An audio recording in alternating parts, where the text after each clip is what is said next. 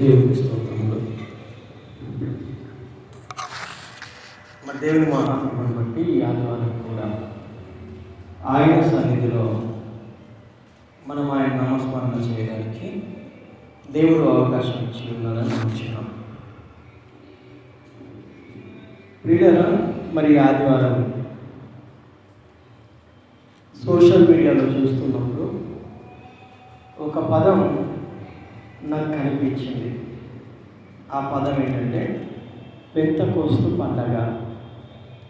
ఈ ఆదివారాన్ని చాలా సంఘాలు మన తెలుగు రాష్ట్రాల్లో సైతము పెంతెకోస్తు పండగగా జరుపుకుంటున్నట్టుగా అందులో ఆ థంబ్నెయిల్స్ చూడడం జరిగింది.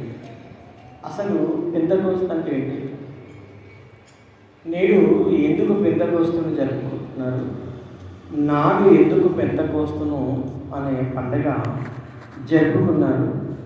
దేవుడు ఆ దినం ఏం చేశాడు అనే కోణంలో దేవుడు మనకిచ్చిన పరిధిలో వాక్యాన్ని ఆలోచన చేయడానికి మనము ప్రయత్నం చేద్దాం. అపోస్తుల కార్యములు 2వ అధ్యాయం. ఈ మాటలన్నీ లేదంటే మనం చదువుబోతున్నటువంటి వచనాలన్నీ కూడా మనకు సుపరిచితములే. చాలా సందర్భాల్లో మనం విన్నాం. 2వ అధ్యాయం మొదటి వచనాన్ని మనం చదివితే, పెంతెకోస్తును పండుగ దినము వచ్చినప్పుడు అందరూ ఒకచోట కూడి ఉండిరి. ఇప్పుడు యూదులందరూ కూడా పెంతెకోస్తు అనే పండుగను జరుపుకుంటున్నారు. పెంతెకోస్తు అనే పండుగను జరుపుకుంటున్నారు. ఇందుకు పెంతెకోస్తు అనే పదము తెలుగు పదం కాదు. ఇది హెబ్రీ నుండి వచ్చినటువంటి పదం. దాన్ని పెంతెకోస్తే అనే పదంతో మనము పిలుస్తారన్నట్టు. మరి తెలుగులో దీన్ని ఏమని పిలవచ్చు? పెంతెకోస్తు పండగ అని పిలవాలంటే కాదు. దీనికి తెలుగులో అర్థం ఏంటంటే 50వ రోజు పండగ. ఏంటి? 50వ రోజు అని అర్థం అన్నట్టు. ఈ 50వ రోజు ఏంటి? దానికంటే ముందున్న రోజులేంటి అని మనము ఆలోచన చేస్తే, పస్కా పండగ జరిగిన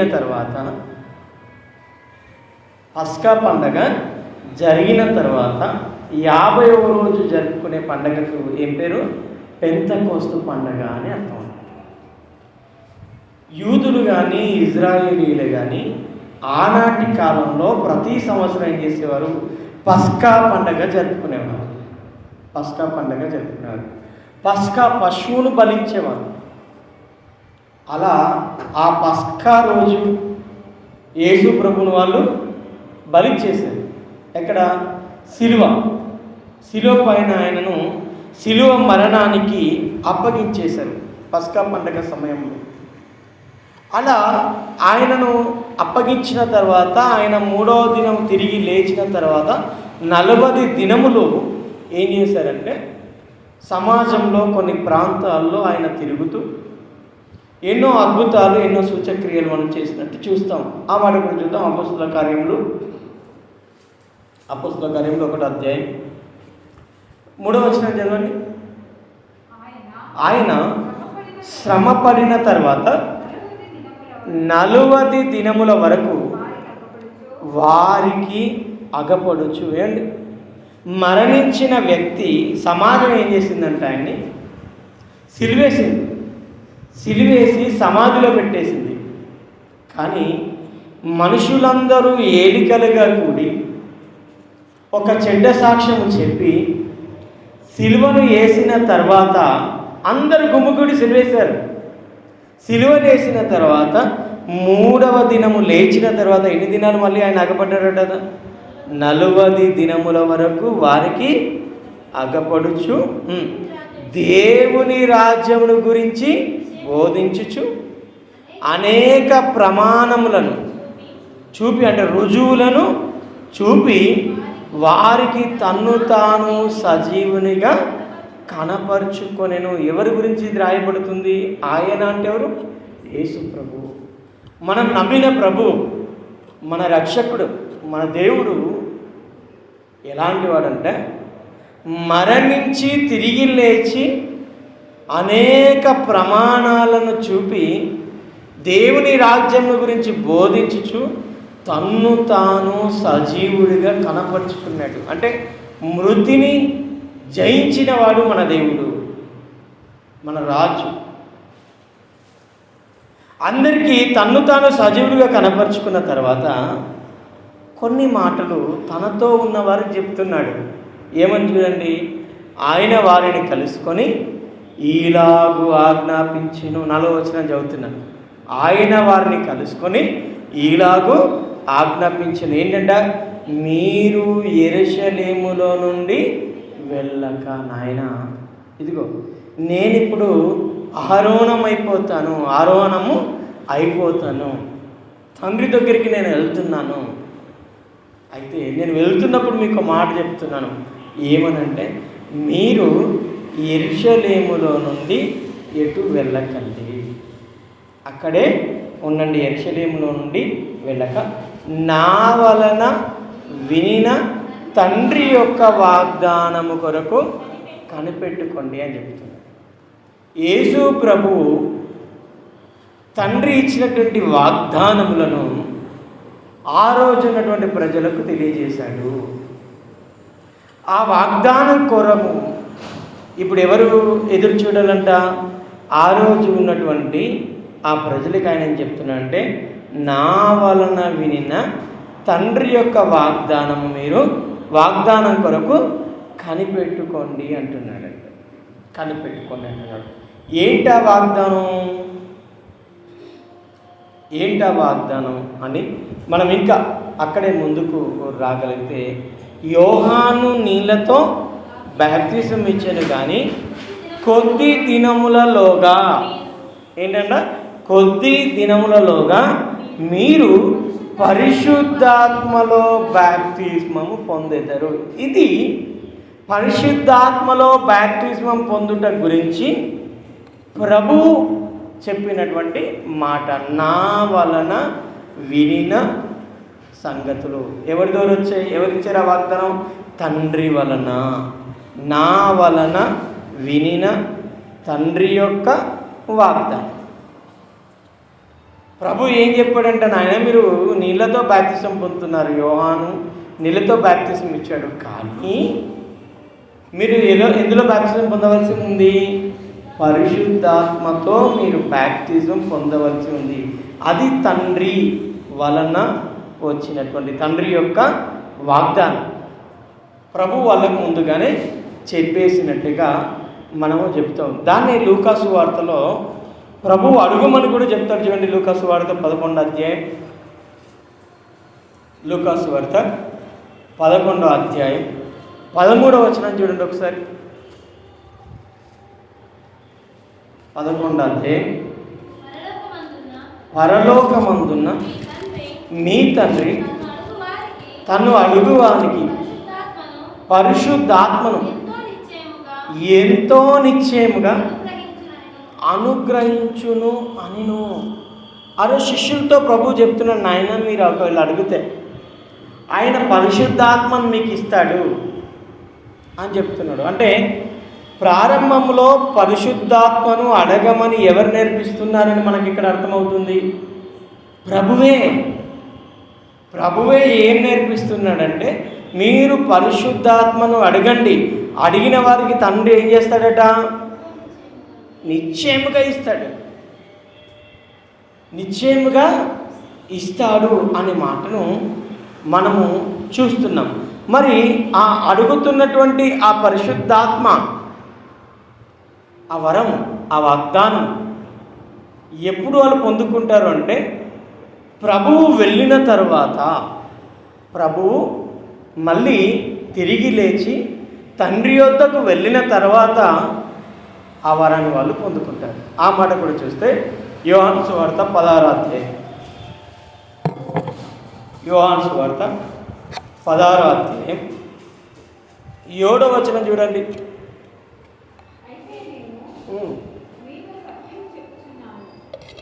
నేను మీతో సత్యం చెప్తున్నాను, నేను వెళ్ళిపోవుట వలన మీకు ప్రయోజనకరం.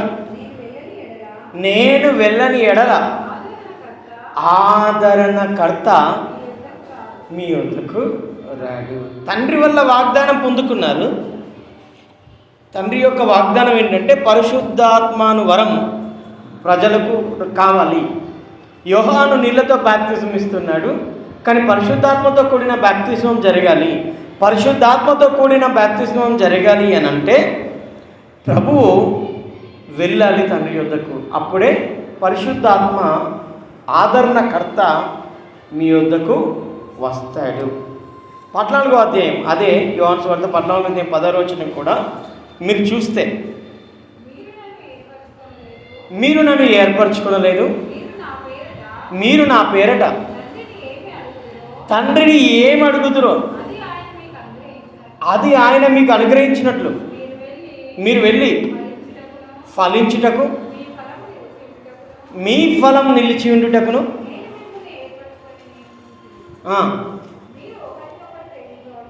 మీరు ఒకరికొకడు ప్రేమింపవలనని ఈ సంగతులను మీకు ఆజ్ఞాపిస్తున్నాను. 10వ వచనం చదివినావా? యోహాను సువార్త 14వ అధ్యాయం 10వ వచనం. నేను తండ్రిని వేడుకొందును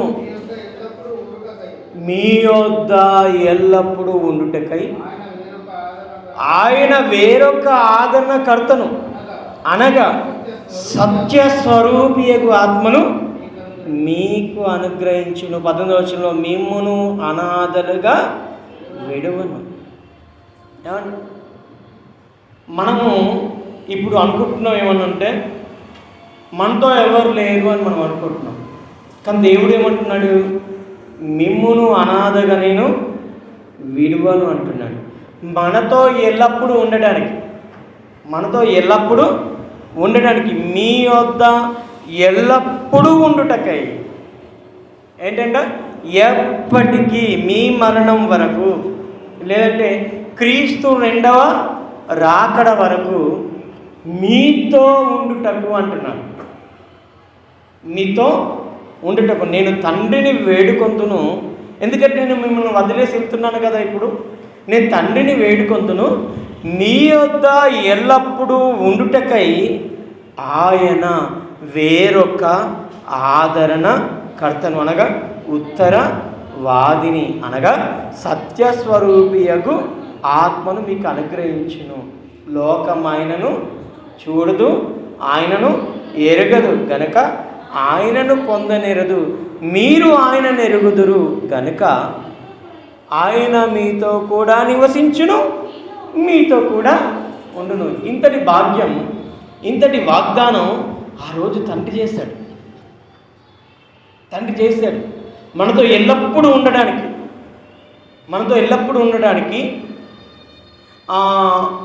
మనలోనే ఉండడానికి, మనతోనే నివసించడానికి ఒక ఆదరణకర్తను దేవుడు మనకు అనుగ్రహించాడు.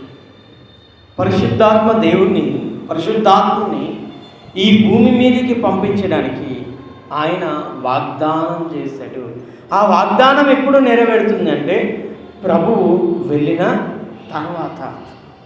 ఆ వాగ్దానం ఎవరికి వస్తుందంట, ఎవరు పొందుకుంటారంట? ఎవరు ఆయనను ఎరుగుదురు అంటున్నాడు. లోకము ఆయనను చూడదు. మంచిగా గమనించండి, లోకము ఆయనను చూడదు, ఆయనను ఎరగదు. అంటే లోకానికి పరిశుద్ధాత్మను వరము ఉందా? లేదు. వాళ్ళు ఎరగరు, వాళ్ళు చూడు గనుక ఆయనను వాళ్ళు ఏం చేయరట? పొందనేరరు. ఎవరికి పడితే వాళ్ళకి పరిశుద్ధాత్మను వరం రాదు. ఎవరు పడితే వాళ్ళు పరిశుద్ధాత్మ అనే వరాన్ని పొందుకోలేరు. మరి ఎవరు పొందుకుంటారు అని అంటే మీరు ఆయనను ఎరుగుదురు అంటున్నారు. ఎవరైతే ఆయనను ఎరుగుతారో ఆయనను ఎరిగిన వారితో నివసించును, ఆయనను ఎరిగిన వారిలో ఉండును. అంటే పరిశుద్ధాత్ముడు మనలో ఉండాలంటే ఆయన మనకు తెలియాలి. పరిశుద్ధాత్ముడు మనతో సావాసం చేయాలంటే ఆయనను మనం ఎరిగి ఉండాలి. మనం ఆయన్ని ఎరిగి ఉండకుండా ఆయన మనతో ఉండలేడు, మనతో సావాసము చేయలేడు. ఈ విషయాన్ని మొదటగా మనము గమనించాలి. ఇంకా పరిశుద్ధాత్మను గురించిన మరొక సంగతి మనము తెలుసుకుందాం. చూద్దాం. పెంతెకొస్తు పండుగలోకి మనం వెళ్దాం. అపోస్తల కార్యాలు 2వ అధ్యాయం. అపోస్తల కార్యాలు 2వ అధ్యాయం మనం చూడగలిగితే మొదటి నుంచి అవుదాం. మళ్ళీ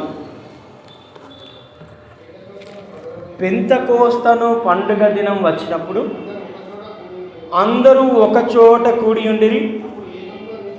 అప్పుడు వేగముగా వీచు బలమైన గాలి వంటి ఒక ధ్వని ఆకాశం నుండి అకస్మాత్తుగా వారు కూడి ఉన్న ఇల్లంతయు నిండెను. మరియు అగ్నిజ్వాలల వంటి నాలుకలు విభాగింపబడినట్లుగా వారికి కనబడి వారిలో ఒక్కొక్కని మీద వ్రాలగా అందరూ పరిశుద్ధాత్మతో నిండిన వారై ఆత్మ వారికి వాక్శక్తి అనుగ్రహించిన కొలది అన్య భాషలతో వారు మాట్లాడసాగి.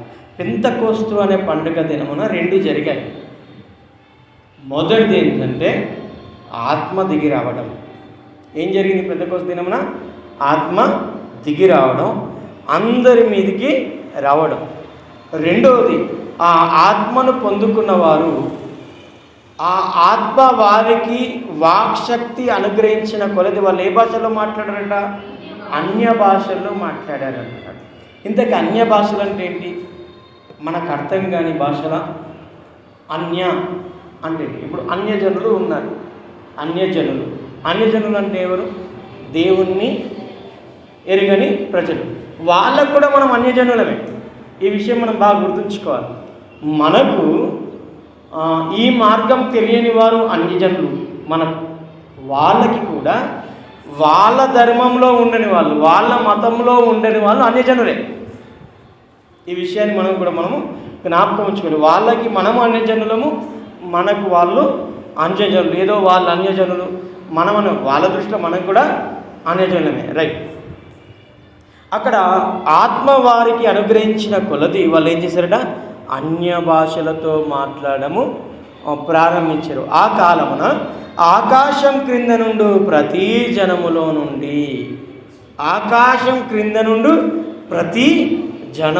నుండి వచ్చిన భక్తి గల యూదులు యెరూషలేములో కాపురం ఉన్నారు. అంటే యూదులు చెదిరిపోయారు. అంతకుముందు ఆయా ప్రాంతాల్లోకి, ఆయా దేశాల్లోకి, ఆయా జనాంగాల్లోకి వాళ్ళు చెదిరిపోయారు. చెదిరిపోయిన వారికి ఒక అలవాటు ఉంది. ఏంటంటే సంవత్సరానికి ఒకసారి యెరూషలేము ప్రాంతంలో వాళ్ళు ఏం చేస్తారు? వస్తారు. పండగ జరుపుకోవడానికి వస్తారు. ఏంటా పండగ అంటే పస్కా పండగ, క్షమించండి, పెంతెకొస్తు పండగ. పస్కా పండగ జరుపుకొని అక్కడే కొంతకాలం నివాసం చేసేవాళ్ళు నివాసం చేస్తారు. చేసిన తర్వాత 50వ రోజు పెంతెకొస్తు అనే పండగకు వాళ్ళు ఉన్నారు. రైట్. ఎవరిల్లు అంటే భక్తి గల యూదులు యెరూషలేములో కాపురం ఉన్నారు. ఆ శబ్దం కలగగా జనులు గుంపులుగా కూడి వచ్చి ప్రతి మనుషుడు తన స్వభాషతో వారు మాట్లాడుట విని కలవరపడ్డారు. అన్య భాషలు అంటే ఏంటంటే మనం అర్థం చేసుకోవడానికి మళ్ళీ ముందుకు వెళ్తున్నాం. తన భాషలో మాట్లాడడము, అన్య భాష మాట్లాడటము. ఇప్పుడు ఎవరెవరు ఇక్కడ ఉన్నారో మనకు ముందుగా మనకు వస్తుంది చూడండి. కలవరపడి అంతటా అందరూ విభ్రాంతి నొంది ఆశ్చర్యపడి, ఇదిగో మాట్లాడుచున్న వీరందరూ గలీలీయులు కారా? మనలో ప్రతివాడు తాను పుట్టిన దేశ భాషతో వీరు మాట్లాడటం మనం వినుచున్నామే, ఇదేమి అంటే వివిధ ప్రాంతాల నుండి వచ్చారు. ఎవరట? పార్థీయులు, మాదీయులు, యలామీయులు, మెసొపొతేమియా, యూదయ, కపదోకియా, పొంతు, ఆసియా, ఫుగ్రియా, పంపులియా, ఐగుప్తు అని దేశముల ఎందలి వారు, కురేనియా దగ్గర లిబియా ప్రాంతముల వారు, కాపురమున్నవారు, రోమా నుండి వచ్చినవారు, యూదులు, యూదా మత ప్రవిష్టులు, క్రెతీయులు, అరబీయులు మొదలైన వారందరూ వారి వారి భాషల్లో వారు మాట్లాడుతూ ఉండడం ఆశ్చర్యపరిచింది వీళ్ళని. ఎందుకంటే అక్కడ ఆత్మ ఎవరి మీద దిగిందంటే గలిలీలైన వీరు అంటున్నాడు. ఎవరంట? గలిలీలైన వీరు. ఇప్పుడు మనం చదువుకున్న ఆ ప్రాంతం వారిలో ఒక్కొక్క ప్రాంతానికి ఒక్కొక్క భాష ఉంది. భారతదేశం ఒకటే కంట్రీ, కానీ ఇందులో 28 రాష్ట్రాలు ఉన్నాయి. 28 రాష్ట్రాలు ఉన్నాయి. అధికారికంగా 36 భాషలు అధికారికంగా గుర్తింపు పొందినాయి. అధికారికంగా గుర్తింపు పొందని భాషలు ఇంకెన్నో ఉన్నాయి. అందులో ఒకటి లంబాడి భాష, మీకు తెలుసు. దానికి లిపి లేదు, అధికారికంగా గుర్తింపు లేదు. అంటే ఒక్క దేశంలో నివసిస్తున్న మనకే అధికారికంగా 36 భాషలైతే వివిధ ప్రాంతాల్లో వివిధ దేశాల్లో నుండి అక్కడ సమకూరారు యెరూషలేములో. వాళ్ళకి ఎన్ని భాషలు ఉండాలి కదా? వారందరూ వివిధ ప్రాంతాల నుండి వివిధ భాషలతో వచ్చిన వారందరికంట సువార్త అర్థమవుతుందంట. సువార్త అర్థమవుతుంది. ఎలా అర్థమవుతుంది? ఆ ఆత్మ వారికి వాక్శక్తి అనుగ్రహించిన కొలది వారు మాట్లాడుతున్నారు. అన్య భాషల్లో వారు మాట్లాడుతున్నారు. ఆ అన్య భాష ఎలా ఉంది అంటే వీళ్ళు మాట్లాడుతున్నారు, కానీ వాళ్ళకి ఎలా అర్థమవుతుంది? వాళ్ళ భాషలో అర్థమవుతుంది. వాళ్ళ భాషలో అర్థమవుతుంది. అందరూ పడుకోవడానికి ఇష్టపడుతున్నారు అనుకుంటా. పడుకుంటున్నారా? లేదా? దేవునికి స్తోత్రం. రైట్. వీళ్ళు మాట్లాడుతున్నప్పుడు వారి భాషలో దేవుని సువార్త, రాజ్య సువార్త వాళ్ళకు అర్థమవుతుందంట. అప్పుడు 11వ వచనంలో వీరు మన భాషతో దేవుని గొప్ప కార్యములను వివరించుట వినుచున్నామని చెప్పుకోండి. వాళ్ళు ఏం చేస్తున్నారంట? దేవుని గొప్ప కార్యాలు వివరిస్తున్నారు. ఎవరి భాషలో? వారి సొంత భాషల్లో. అంటే పరిశుద్ధాత్మను పొందుకున్నప్పుడు మొదటి కాలంలో జరిగిన సంగతి ఏంటంటే ఇతరులకు అర్థమయ్యేలాగా వారి భాషల్లో వాళ్ళకు దేవుని గొప్ప కార్యాలు అర్థమయ్యేలాగా పరిశుద్ధాత్ముడు వాక్చాతుర్యాన్ని, వాక్శక్తిని వారికి అనుగ్రహించడము జరిగింది. అంటే పెంతెకోస్తు దినమున జరిగిన అద్భుత కార్యం మరొకటి. అందరూ విభ్రాంతి నొందుతున్నారు. దేనికి? అరే మేమేమో తెలుగు వాళ్ళము, వాళ్ళేమో గలిలీయులు, వాళ్ళకు మా భాష రాదు, కానీ వాళ్ళు ఏ భాషలో బోధిస్తున్నారు? మాకు మా భాషలోనే బోధిస్తున్నారు అని వాళ్ళు ఆశ్చర్యపడుతున్నారట, విభ్రాంతి నొందుతున్నారట. ఎటుతో వచ్చాక ఇది ఏమగునో అని ఒకరికొకరు చెప్పుకుంటున్నారు. కొందరు లేచారు అదే టైంలో, ఆ గుంపులోనే కొందరు లేచారు. లేచేమన్నారంటే వీరు కొత్త మద్యముతో నిండి ఉన్నారని అపహాస్యం చేశారు. అంటే దేవుని కార్యాలు జరుగుతున్నప్పుడు ఇలాంటి అపహాస్యాలు వస్తాయంటే తాగుబోతులు అనే మాట వాళ్ళు, నిందని వాళ్ళు పొందుకున్నారు. ఎవరు? అక్కడ ఉన్నటువంటి శిష్యులు, అక్కడ ఉన్నటువంటి యూదా సమూహం నిందపొద్దు కొత్త మద్యముతో నిండుకొని ఉన్నారని అపహాస్యం చేశారు. కార్యం ఎవరు చేస్తున్నారు? దేవుడు చేస్తున్నాడు. పరిశుద్ధాత్మ దేవుడు వారి మీదకి వచ్చినప్పుడు, అన్య భాషల్లో వారు మాట్లాడుతున్నప్పుడు 2 రకాల గుంపులను మనం అబ్జర్వ్ చేస్తున్నాం. కొందరు ఆశ్చర్యపడి విభ్రాంతి నొందుతున్నారు, మరికొందరు అపహాస్యము చేస్తున్నారు. అంటే పరిశుద్ధాత్మ విషయంలో జాగ్రత్తగా మనం ఉండాలి. 2 రకాల ప్రజల్ని బైబిల్లో మనం చూస్తున్నాము. ఆ కార్యం జరుగుతున్నప్పుడు విభ్రాంతి నొందుతున్నవారు, ఆశ్చర్యపడుతున్నవారు కొందరైతే, అపహాస్యం చేసి నిందిస్తున్నవారు కొందరు మనకు కనబడుతున్నారు. అప్పుడు ఎవరు లేచారు? 12వ వచనంలో పేతురు లేచారు. పేతురు ఎలాంటి క్యారెక్టర్ కలిగిన వాడు? ప్రభు నీ గురించి అబద్ధం చెప్పి పారిపోయిన వ్యక్తి కదా. ప్రభువుని గురించి ఆయన నేను ఎరగను అని ఖచ్చితంగా చెప్పిన వ్యక్తి. కానీ పరిశుద్ధాత్మను పొందుకున్న తర్వాత అందరూ అపహాస్యం చేస్తున్నా, అందరూ నిందిస్తున్నా, అవహేళన చేస్తున్నా, వీళ్ళేదో కొత్త మద్యం దాగారని అంటున్నా ధైర్యముగా లేచి ఆ 11 మందిలో లేచి నిలిచి బిగ్గరతో వారితో ఇట్లా నేను, యూదయ మనుషులారా, యెరూషలేములో కాపురమున్న సమస్త జనులారా, ఇది మీకు తెలియగాక చెవియొగ్గి నా మాట వినండి అంటున్నాడు. అండి ఆల్రెడీ రాజ్యముల గురించి, దేవుని గొప్ప కార్యముల గురించి చెప్పినందుకు ప్రభువును వాళ్ళు సిలివేశారు. అది కళ్ళారా చూశారు శిష్యులు.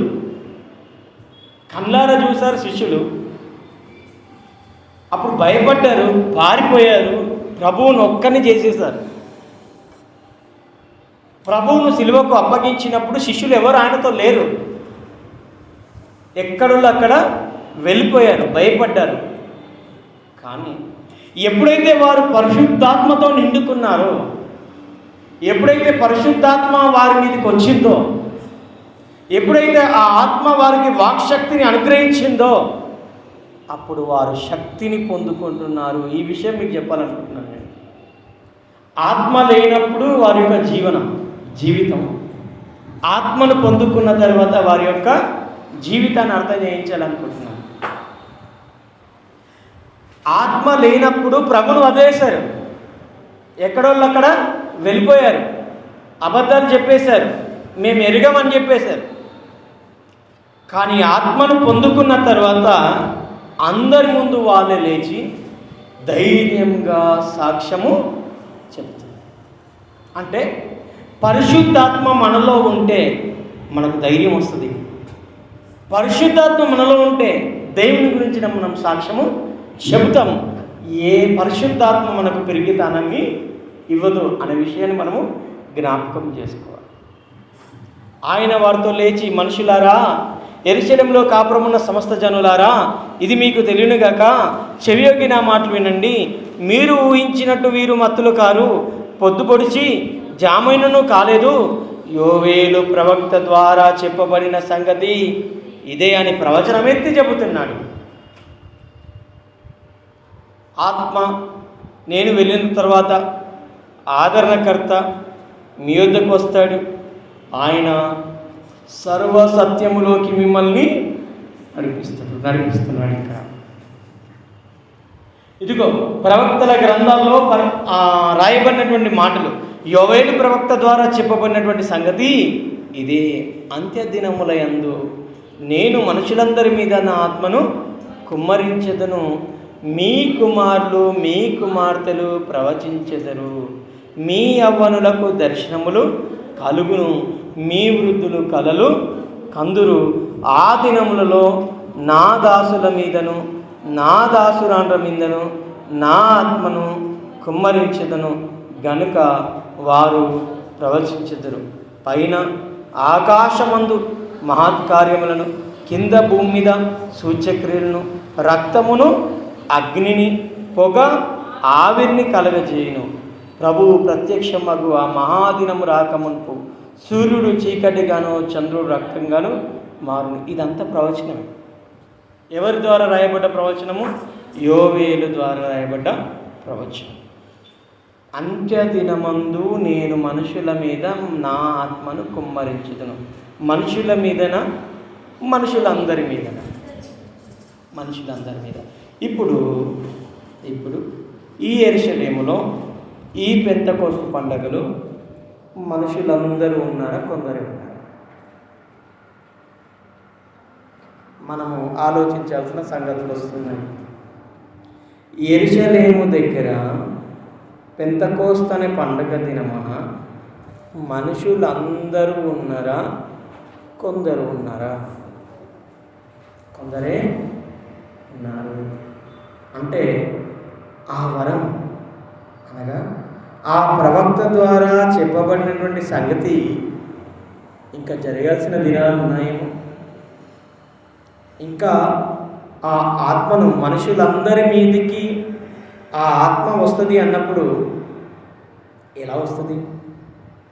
కుమారులు ప్రవచిస్తారంట, కుమార్తెలు ప్రవచిస్తారంట, యవ్వనులకు దర్శనాలు కలుగుతాయంట, వృద్ధులకు కలలు కంటారంట.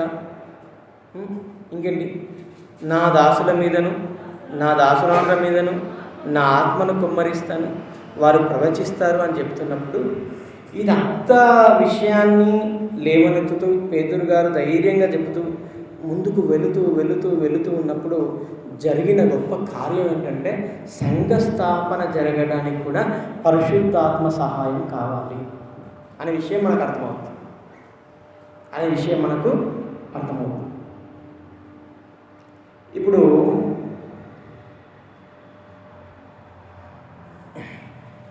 ఈ పేతురు గారు సువార్త ప్రకటిస్తున్నప్పుడు, లేదంటే దేవుని యొక్క అద్భుతమైనటువంటి మాటలు ఆయన తెలియజేస్తున్నప్పుడు జరిగిన కార్యం చూద్దాం. 37వ వచనం చూడండి. 37వ వచనం, అపొస్తలుల కార్యములు 2వ అధ్యాయం 37వ వచనం.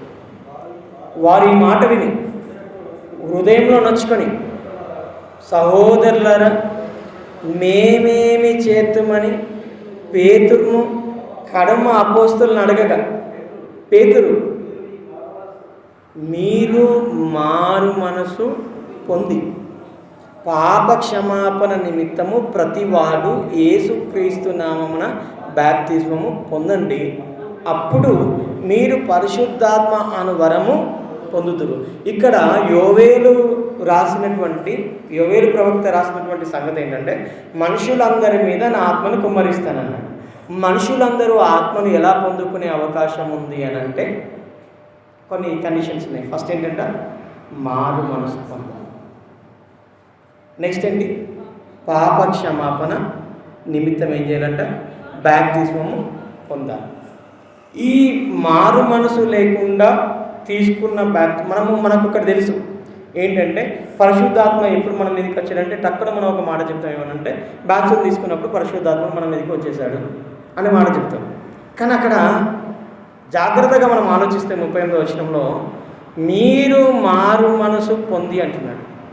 నిజంగా బాప్తిజం పొందుకున్న వారందరూ పశ్చాత్తాపంతో మారు మనసు పొంది తీసుకున్నారా? బాగా ఆలోచించారు. పరిశుద్ధాత్మ ఒకరి మీదికి రావాలంటే నీళ్ళలో మునిగితే వచ్చేస్తాడా? అది క్రమం ఉంది. ఓకే, వాళ్ళు బాప్తిజం పొందినప్పుడు పరిశుద్ధాత్మ వారి మీదకి వచ్చింది, ఇందులో ఎలాంటి సందేహము లేదు. ఈ వాగ్దానం ఎంతమంది కంటే మళ్ళీ మీకును మీ పిల్లలకు దూరస్తులందరికీ, అనగా ప్రభువు అయిన మన దేవుడు తన యొద్దకు పిలిచిన వారందరికీ చెందుతుంది. అంటే మనకు కూడా ఆ గిఫ్ట్, మనకు కూడా ఆ వాగ్దానం, మనం కూడా వాగ్దానాన్ని పొందుకుంటాం. ఆ వాగ్దానాన్ని మనం కూడా పొందుకుంటాం. అయితే బాప్తిజం తీసుకున్నప్పుడు పరిశుద్ధాత్మ వస్తాడనే విషయాన్ని నేర్చుకున్నాము, నమ్మాము, ముందుకెళ్తున్నాం. బాగుంది. ఇక్కడ వరకు మన ఆలోచన విధానం చాలా బాగుంది. అయితే 38వ వచనాన్ని మనము మళ్ళీ చదువుతాం. పేతురు, మీరు మారు మనసు పొంది పాప క్షమాపణ నిమిత్తము ప్రతివాడు యేసునామమున బాప్తిజము పొందుడి అన్నాడు. ఇక్కడ యేసునామమున అనేది నేడున్న అన్ని జనాంగానికి వర్తించదు. ఎందుకంటే ఈ మాటలు యేసునామమున బాప్తిజం పొందేవారు ఎవరంటే తండ్రిని నమ్మినవారు, తండ్రిని ఆల్రెడీ తెలుసుకున్నవారు. వాళ్ళు ఎవరంటే ఇజ్రాయేలీలు, యోధులు. వాళ్ళకి తండ్రి తెలుసు, యెహోవా తెలుసు, కానీ వాళ్ళకి ఎవరు తెలియదు? యేసు ప్రభుని వాళ్ళు నమ్మలేదు. కాబట్టి వాళ్ళు ఎవరి నామంలో బాప్తిజం పొందుతారు? యేసు నామంలో పొందుతారు. ఇక్కడ కిందికి వచ్చేటప్పుడు దూరస్తులందరికీ అని ఉంది కదా. మనం ఎవరి నామంలో బాప్తిజం పొందమని దేవుడు చెప్పాడు, ప్రభు చెప్పాడు? తండ్రి యొక్కయు కుమారుని యొక్కయు పరిశుద్ధాత్మ యొక్కయు నామములోకి మీరు బాప్తిస్మము పొందండి. అంటే మనం అన్యజనులుగా ఉన్నాం, దేవుడు అంటే ఎవరో తెలియని వారుగా ఉన్నాం. కాబట్టి మనకు తండ్రి నామం కావాలి, తండ్రి కావాలి, కుమారుడు కావాలి, పరిశుద్ధాత్ముడు కావాలి. కాబట్టి ముగ్గురు నామంలో మనం బాప్తిసం పొందాలి. కానీ వాళ్ళు తండ్రి తెలుసు, కుమారుని అంగీకరించట్లేదు. కానీ బాప్తిసం తీసుకున్నారు. ఎవరు బాప్తిసం ఇచ్చారు? యోహాను గారు బాప్తిసం ఇచ్చేశారు. అదే బాప్తిస్మము, నీటి యొక్క బాప్తిస్మం. కానీ వాళ్ళకి ఆత్మ రాలేదు. కాబట్టి వాళ్ళకి ఆత్మ కావాలి, యేసునామమున బాప్తిస్మము పొందాలి. కానీ మనకు ఎవరు తెలియదు. కాబట్టి తండ్రి యొక్కయు, కుమారుడు యొక్కయు, పరిశుద్ధాత్మ నామంలో మనం బాప్తిస్మము పొందాలి. నేటికి కూడా యేసునామంలోనే బాప్తిస్మం పొందాలి అని కొంతమంది మాట్లాడుతున్నారు. అది మనకు అవసరం లేదు. రైట్, బైబిల్లో ఇలా ఉంది, ఇలా వెళ్దాం. రైట్, ఇప్పుడు మనము జాగ్రత్తగా ఆలోచిస్తే బాప్తిజం పొందే ముందు వాళ్ళైనా మనమైనా ఎవరైనా బాప్తిజం పొందే ముందు జరగాల్సిన కార్యం ఏంటంటే మారుమనసు జరగాలి, పాపక్షమాపణ జరగాలి. ఇప్పుడు మన ప్రాంతాల్లో చాలామంది బాప్తిజం తీసుకున్నారు. ఎందుకు బాప్తిజం తీసుకుని ఉండొచ్చు? మీకు తెలిసిందేమన్నా చెప్తారు? ఎందుకు బాప్తిజం తీసుకున్నారు అన్నా? సంఘ బలం కోసం. ఓకే, ఇంకా వివాహం కోసం, ఇంకా రెండు వచ్చాయి. సంఘ బలం కోసము, వివాహం కోసం, ఇంకా అనారోగ్యంగా ఉన్నప్పుడు నాకు ఆరోగ్యము వస్తే నేను బాప్తిజము తీసుకుంటాను. ఈ 3. ఇంకా చాలా ఇట్లా కొందరు ఉద్యోగం కోసం, ఇంకొందరు రకరకాలుగా బాప్తిజం తీసుకుంటున్నారు. అంటే ఇక్కడ మారు మనసు అనేది మనకి ఏమైనా కనబడుతుందా? పశ్చాత్తాపం అనేది ఏమైనా కనబడుతుందా? జస్ట్ మన అవసరాల కోసము, పెళ్ళిళ్ళ కోసము మనం బాప్తిజమాలు ఇవన్నీ తీసుకున్నాం. నీటిలో మనం ఎవరి నామము? తండ్రి యొక్కయు, కుమారుని యొక్కయు, పరిశుద్ధాత్మ యొక్కయు నామంలో మనం బాప్తిజము పొందుకున్నాము. ఇప్పుడు ఇలా తీసుకుంటే ఆత్మ వస్తుందా? మనల్ని చాలా సందిగ్ధంలో, ప్రశ్నలో పడేసే మాట. బైబిల్లో అయితే మారు మనసు పొంది పాపక్షమాపణ నిమిత్తము ప్రతివాడు బాప్తిజం పొందండి, అప్పుడు మీరు పరిశుద్ధాత్మ అనే వరాన్ని పొందుతారని చెప్పేసి. రైట్, అంటే సరే కొన్ని క్వశ్చన్స్ వస్తుంటాయి.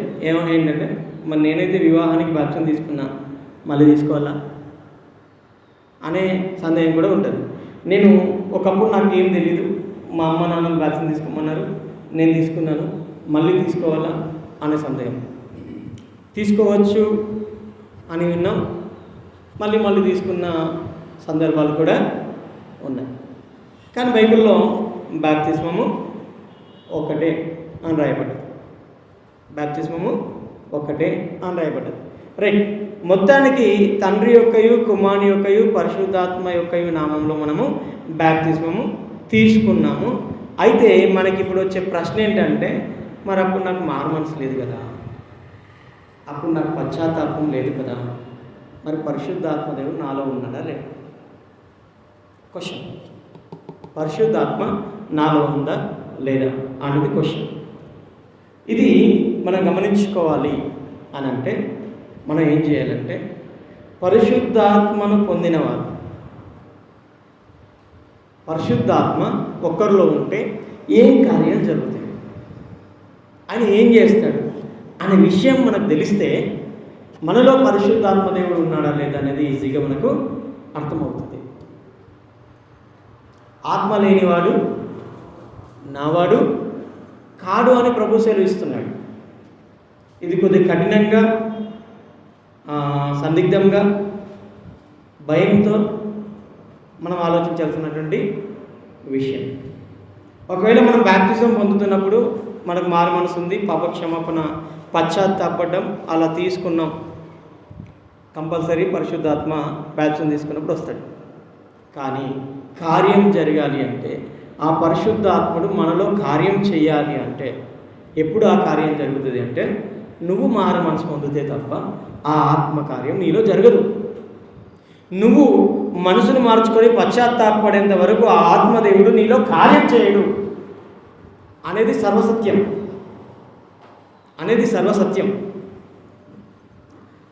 ఒక విషయాన్ని మనం గమనిస్తే, ప్రభువు కూడా బాప్తిజం పొందుకున్నాడు. యేసు ప్రభు కూడా బాప్తిసం పొందుకున్నాడు. ఒకసారి చూడండి, లూకా సువార్త 3వ అధ్యాయం, అంతకంటే ముందు మత్తయి సువార్త 3వ అధ్యాయం, మత్తయి సువార్త 3వ అధ్యాయం 16వ వచనం చూడండి. యేసు బాప్తిస్మం పొందిన వెంటనే నీళ్ళలో నుండి ఒడ్డునకు వచ్చెను. ఇదిగో ఆకాశం తెరవబడెను, దేవుని ఆత్మ పావురం వలె దిగి తన మీదికి వచ్చుట చూచెను.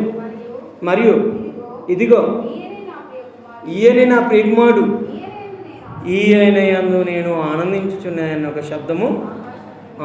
అంటే బాప్తిజం తీసుకున్నప్పుడు పరిశుద్ధాత్మ వస్తాడు, పరిశుద్ధాత్మ దేవుడు వస్తాడు అన్నాడికి మనం చూపించే బలమైన వచనాలు ఏవి అంటే యేసుప్రభు బాప్తిస్మమే.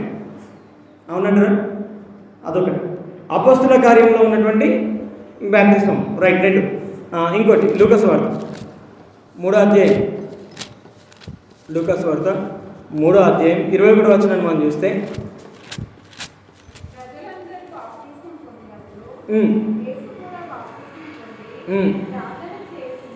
ప్రార్థన చేయుచుండగా ఆకాశము తెరవబడి పరిశుద్ధాత్మ శరీర ఆకారంతో పావురం వలె ఆయన మీద దిగి వచ్చెను. ఇక్కడ మత్తయ్య గారు మనకు చెప్పిన విషయం ఏంటంటే బాప్తిజం తీసుకుంటున్నప్పుడు ఆకాశం తెరవబడ్డది, పరిశుద్ధాత్మ పావురం రూపంలో వచ్చి ప్రభు మీద వాలిందని చెప్పాడు. లూకా గారు ఎలా రాస్తున్నాడంటే బాప్తిజము పొంది ప్రార్థన చేయుచుండగా ఆకాశం తెరవబడి పరిశుద్ధాత్మ శరీరాకారంలో పావురం వలె ఆయన మీదకి వచ్చిందని చెబుతున్నాడు. ఈయన కొద్దిగా ఎక్స్ప్లెయిన్ చేస్తున్నాడు, ఆయన షార్ట్కట్లో చెప్పేశాడు మత్తయ్య గారు. ఇదే లూకా ఏ గ్రంథాన్ని రాశాడు? మరి అపోస్తల కార్యం రాశాడు. అక్కడ కూడా ఈ మాటలు రాసింది మనం ఇంతకుముందు చదువుకున్న మాటలు. 2వ అధ్యాయంలో ఆ బాప్తిజం సంగతి మనం చదువుకున్నప్పుడు అది రాసింది కూడా ఆ లూకా గారే. ఆ లూకా గారే రాశాడు. ఏమని రాశాడంటే మీరు మారు మనసు పొంది, అప్పుడు పేతురు గారితో నేను ఉన్నాను, పేతురు గారు ఏం చెప్పాడు అంటే మీరు మారు మనసు పొంది పాపక్షమాపణ నిమిత్తము మీరు బాప్తిజం పొందండి అని చెప్పాడు. అప్పుడు పరిశుద్ధాత్మను వరం వాళ్ళు పొందుకున్నారు అని ఇక్కడ రాయబడ్డది. రైట్. ఇక్కడ మనము నేర్చుకోవాల్సిన విషయాలు ఏంటంటే పరిశుద్ధాత్మ దేవుడు మనలో నివాసం చేయాలంటే, మనతోనే ఉండాలంటే, మనతోనే సావాసం చేయాలంటే మారు మనసు కలిగినటువంటి జీవితాన్ని మనం కలిగి ఉండాలి. మారు మనసు కలిగినటువంటి జీవితాన్ని మనం కలిగి ఉన్నప్పుడు పరిశుద్ధాత్మ దేవుడు మనలో నివాసము చేస్తాడు. 2, ఇంకోటి ఏంటంటే పాపక్షమాపణ. ఎప్పుడు పశ్చాత్తాపం కలిగినటువంటి జీవితాన్ని మనము కలిగి ఉండాలి. అప్పుడు పరిశుద్ధాత్మ దేవుడు మనలో ఉంటాడు, ఆ వరం మనలో ఉంటుంది అనే విషయాన్ని మనము గమనించాలి. అయితే ఇంకా కొన్ని ఆశ్చర్యం కలిగించే సంగతులు ఉన్నాయి, అది నేను తర్వాత మీకు చెప్తాను. ఈ క్లాసు అంటే ఈ దినపు ఆరాధన ఇంతటితో ముగిస్తాను. మొదట మనం నేర్చుకోవాల్సింది ఈ ఆరాధనలో మనం నేర్చుకోవాల్సిన విషయం ఏంటంటే మారు మనసు కలిగినటువంటి పశ్చాత్తాపంతో కూడుకున్నటువంటి జీవితము మనం కలిగి ఉంటే మనలో పరిశుద్ధాత్మ ఉంటుంది, నివాసము చేస్తాడు. లేదు అంటే భయంకరమైన పరిస్థితి మనలో ఉంటుంది. ఈ విషయాన్ని మనం గుర్తుంచుకోవాలి. రైట్, ప్రార్థన చేసుకుందాం.